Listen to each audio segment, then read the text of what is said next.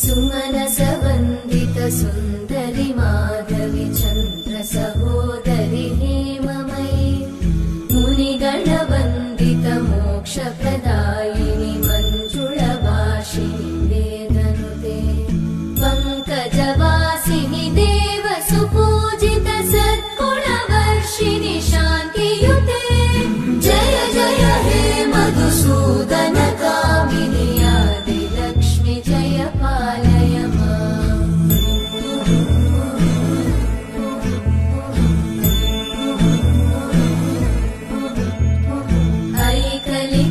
ऐकलिकल्मषनाशिनि कामिनि वैदिक